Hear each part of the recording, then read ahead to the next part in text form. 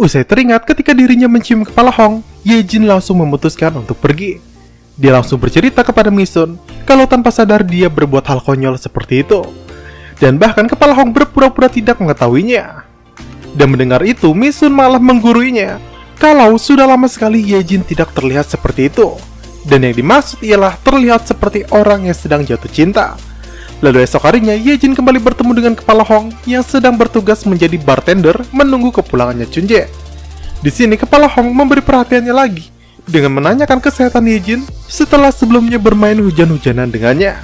Dan Yejin menjawab dengan to the point kalau seharusnya kepala Hong menjaga jarak dengannya dan tidak memberikannya begitu banyak perhatian karena hal tersebut membuat Yejin merasa tidak nyaman. Bahkan perasaan tak nyaman tersebut langsung ditunjukkan secara halus dengan menolak kopi buatan dari kepala Hong dan memilih buatan dari Chunjae saja. Merasa tak ingin diberi jarak, kepala Hong sengaja datang ke klinik Yejin. Dia yang tak punya keluhan gigi malah meminta menjadi pasien, yang padahal dia hanya ingin menceramai Yejin untuk lebih baik melupakan kejadian malam itu. Dan jangan karena masalah tersebut, pertemanan keduanya menjadi hancur. Dan seperti biasanya, Yejin malah berpura-pura tidak mendengarnya. Scene pun berganti di mana ketika makan siang, Misun malah mengkompori Yejin kalau kepala Hong sedang berjalan-jalan dengan seorang wanita cantik keliling desa. Rupanya kabar kompor tersebut disebar oleh warga desa yang layaknya menjadi CCTV manusia ini terus mengawasi kepala Hong dari kejauhan. Dan terlihat dari raut wajahnya Yejin, walaupun dia seperti menolak suka dengan kepala Hong, tapi dalam hatinya dia tetap merasakan cemburu mendapat kabar seperti itu. Kemudian masalah sentral pada episode ini pun terjadi pada Chunjae dan anaknya Yuri. Bocil tersebut ngambek dan memaksa untuk memasang kawat gigi untuk merapikan giginya yang memiliki gingsul. Tapi Chunjae malah menolak dengan alasan sebenarnya kalau dia malah takut terjadi sesuatu kepada anaknya tersebut. Karena diceritakan akibat traumanya kehilangan istrinya, Chunjae menjadi overprotective kepada Yuri dan selalu menganggap Yuri anak kecil baginya.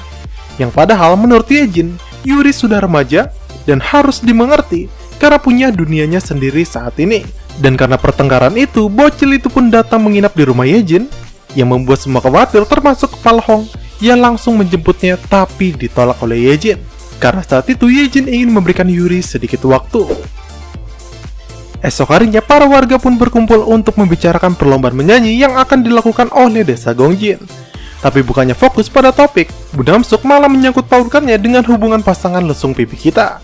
Gemcul yang memaksa kepala Hong untuk bernyanyi dengan Yejin malah disambung Bu Namsuk yang mengatakan kalau mereka berdua tidak akan bernyanyi bersama karena mereka sudah putus ditandai dari duduknya yang saling berjauhan. Hal ini pun membuat Yejin ngambek karena dirinya tak ingin menjadi bahan pergunjingan, apalagi masalah kesalahpahaman warga desa tentang hubungannya dengan kepala Hong.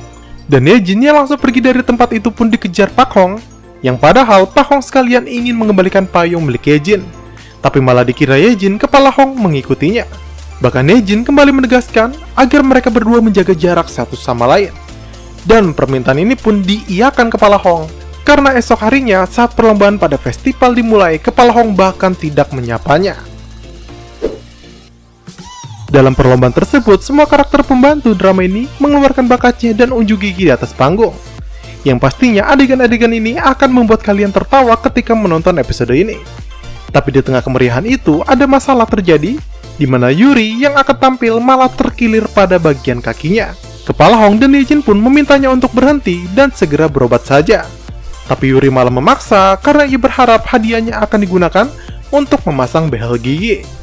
Dan dengan terpincang-pincang, Yejin pun bernyanyi hingga membuat penonton malah merasa kasihan kepadanya. Termasuk kepala Hong dan Yejin yang malah naik ke atas panggung untuk membantunya. Namun bukannya membantunya untuk turun, mereka berdua malah mensupport Yuri untuk melanjutkan nyanyiannya. Dengan Yuri duduk di atas kursi, sedangkan mereka yang tanpa latihan dan aba-aba menjadi penari latar menirukan boyband kesukaan Yuri. Tentu adegan ini pastilah akan membuat kalian yang menontonnya agak merinding di bagian tengkuk leher, karena gerakan-gerakan keduanya yang malah terlihat kaku dan tanpa malu sedikit pun. Kepala Hong sendiri sudah mengatakan kalau ia akan menahan malu pada hari itu. Mereka bertiga yang sudah berusaha berharap akan memenangkan pertandingan. Tapi ternyata harapan mereka pudar ketika seseorang bernyanyi dengan indahnya, yang ternyata itu ialah bocil Bora yang tadi sangka-sangka memiliki suara emas. Dan benar saja di akhir acara bocil Bora ini memenangkan juara pertama, sedangkan Yuri hanya mendapatkan peringkat kedua. Dan karena hari itu hatinya Yejin ini tersentuh, dengan hadiah yang hanya 1 juta won tersebut, Yejin tetap memberikan Yuri operasi behel gigi nantinya. Dan sisanya harus dibayar Yuri ketika dewasa kelak. Lalu kejutan tak hanya sampai di situ, karena ternyata boyband DOS kesukaannya Yuri juga tampil dalam acara festival desa Gongjin. Yuri yang merasa senang bahkan menunggu opa-opanya di belakang panggung untuk menyapanya secara langsung. Tapi sayang karena kakinya terkilir, ia tidak bisa untuk mengejar opa Juninya yang berjalan begitu cepat. Dan lagi-lagi kejutan terjadi, di mana ayahnya tiba-tiba datang di hadapannya untuk menggendong Yuri bertemu dengan Juni. Di sini Juni memuji Yuri, bahkan mengingatnya karena Yuri memiliki gigi Gingsul dan pernah mengiranya adalah Juni yang palsu. Dan akibat pujian pada bagian Gingsul ini pun, Yuri jadi berubah pikiran untuk tidak memasang behel gigi dan malah mempertahankan gigi Gingsulnya. Dan akibat kejadian ini pula lah hubungan antara ayah dan anak ini kembali menjadi baik.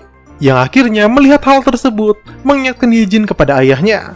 Dan Yejin juga belajar dari Yuri karena berpikir lebih dewasa dengan membiarkan ayahnya yang seorang duda untuk menikah lagi.